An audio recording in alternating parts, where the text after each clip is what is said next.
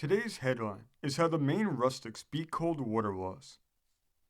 It says, odd devices that have been adopted to foil the officers of the law by liquor dealers in Prohibition, Maine, were described to a New York Sun reporter the other day by a man who has recently spent some time in the dry state.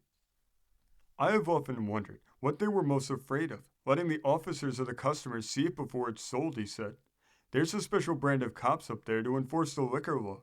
The ladies of the Women's Christian Temperance Union thought the deputy sheriffs were lapping up booze too hard to attend to business, and they had the legislators supply the state with special booze police. They called them Sturgis deputies. From the start, the Sturgis deputies have had a hard time.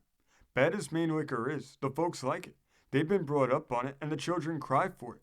When they found the officers of the law taking it away and locking up the tonic peddlers, they started inventing hiding places for liquor.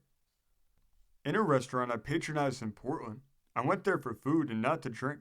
The officers came nosing around quite often, but did not find anything until one day one of them spied a wire hanging from the refrigerator door. He opened the door and pulled the wire. A row of bottles. The door parted, and there inside, where sawdust or charcoal is packed to keep the cold air in the icebox, was a neat row of shelves filled with bottles of whiskey. The shelves had been covered with soft cloth to keep the bottles from rattling. They took the icebox door off its hinges and carted it away for evidence. The evidence cost the boss of the place $100 in costs. The temperance folk have organized a civic league up there to see that the cops attend to business.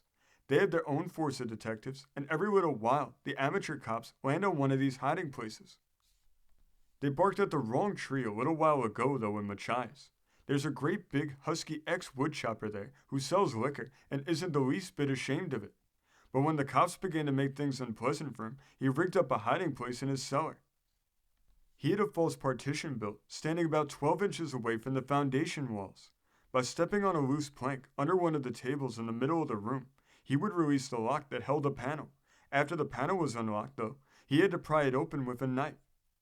Scared by a lawyer.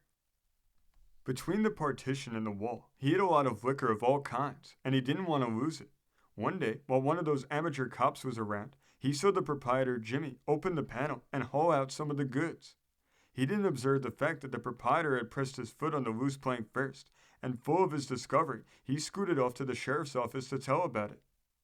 The sheriff came back with the sleuth, and together they tried to pry open the panel, just as the proprietor had done. Failing this, the sheriff sent for an axe, and the proprietor sent for his lawyer. Both got in the cellar together. The lawyer, putting on a stern look, said to the Civic League man, "You know, don't you, that if you cannot find liquor there, you'll be responsible for the damage. The moment you break the first board there, I'm going to ask the sheriff to arrest you." The fellow wavered, and the lawyer came at him with another suggestion. "Go get a carpenter who can take down the partition properly and put it in place again." The board gave way. The sheriff and the Civic League cops started, and as they did so, the proprietor opened the panel and transferred the liquor to another place. He never used the hide, as they call it in Maine, again. While a deputy sheriff was searching a house for liquor one day, he felt the threshold of a door connecting two rooms give under the pressure of his foot. He found that by inserting a nail or piece of wire, a spring holding the threshold in place would be moved. In the recess thus disclosed, there were several bottles of whiskey. One time in making a raid, the officer smashed a heavy door between rooms. The door was replaced, and the carpenter, when putting it in, extended the jamb. This extension was left hollow, and by means of a panel held in place by a spring, it could be opened.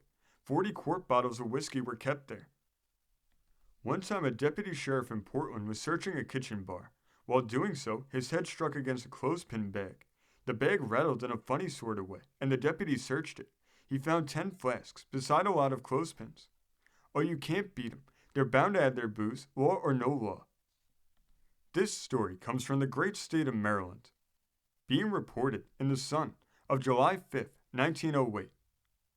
Thank you for joining us today. If you want to continue to uncover all of America's lost and forgotten history, then remember before you leave to hit the subscribe button, hit the notification bell, and remember to like and comment below.